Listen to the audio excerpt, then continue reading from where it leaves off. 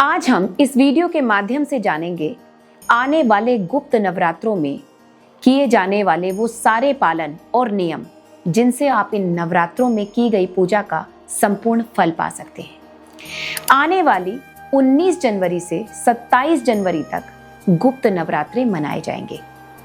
आज मैं आपको गुप्त नवरात्रे में 10 अत्यंत आवश्यक नियमों के बारे में बताने जा रही हूँ, जिनका पालन करने से साधना और भक्ति का फल कई गुना बढ़ जाता है। शास्त्रों में कहा गया है कि नवरात्रि के समय किया गया एक मंत्र जाप सामान्य दिनों की तुलना में 10 गुना फल देता है। यदि कोई साधक एक माला मंत्र जाप करता है तो उसका पुण्य 10 मालाओं के बराबर माना जाता है। यही कारण है कि गुप्त नवरात्रों को साधकों को स्वर्ण काल कहा जाता है। साधक इसे स्वर्ण काल क्यों कहते हैं जानते हैं आप? इसीलिए इस समय सबसे पहला नियम ये है कि अधिक सामाजिक मेल जोल से बचें, यानी आप बहुत ज्यादा लोगों से ना मिलें। ज्यादा लोगों से मिलना, अनावश्यक बातचीत करना और घूमना फिरना आपकी ऊर्जा को व्यर्थ कर देता है। इस समय ऊर्जा को खर्च नहीं बल्कि संग्रह करने की आवश्यकता होती है। दूसरा महत्वपूर्ण नियम ये है कि आप अपनी साधना को गुप्त रखें। गुप्त नवरात्रे में साधना दिखाने की वस्तु नहीं है। जितना संभव हो घर के मंदिर में शांत वातावरण में गुप्त रूप से मंत्र जाप करें। साधना उतनी ही सफल मानी जाती है जितनी कम लोगों को उसके बारे में जानकारी हो।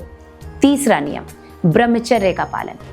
इस दौरान शरीर और मन दोनों से शुद्ध रहना आवश्यक है।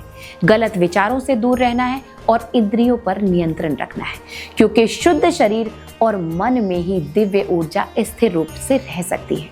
चौथा नियम उपवास या संयम से जुड़ा हुआ है।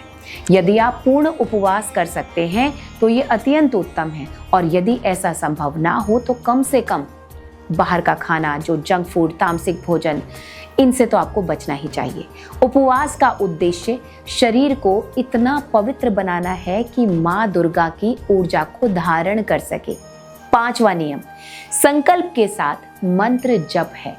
गुप्त नवरात्रे में मंत्र जप अनिवार्य माना गया है। चाहे आप एक ही माला करें या कुछ मिनट, लेकिन नियमितता और संकल्प अत्यंत आवश्यक है।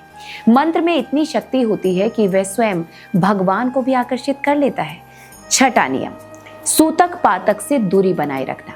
साधना के समय मृत्यु से जुड़े हुए स्थानों का भोजन, पितृकर्म से संबंधित प्रसाद या ऐसी ऊर्जाओं से दूर रहना चाहिए, क्योंकि इन स्थानों पर ऊर्जा क्षीण हो जाती है। सातवां सबसे बड़ा नियम, यदि संभव हो तो गुप्त नवरात्रि के दौरान अलग शयन करें या भूमि शयन को अपनाएं, ताकि साधना के समय कोई बाहरी ऊर्जा आपके संपर्क में ना आए और आपकी साधना भंग ना हो। आठवां नियम वाणी पर नियंत्रण। साधक की वाणी में विशेष शक्ति आ जाती है, इसलिए इस समय क्रोध करने, अपशब्द बोलने या किसी का अपमान करने से बचना चाहिए और सदैव शुभ वचन बोलने चाहिए, अन्यथा आपकी साधना की ऊर्जा नष्ट हो सकती है। नौवां नियम मौन और ध्यान से जुड़ा हुआ है। जब भी आप मंत्र, जप, ध्यान या साधना कर रहे हो तब मोबाइल बंद रखें और मौन को धारण रखें। धीरे धीरे विचार शांत होंगे और आप शून्यता की अवस्था की ओर अग्रसर होंगे।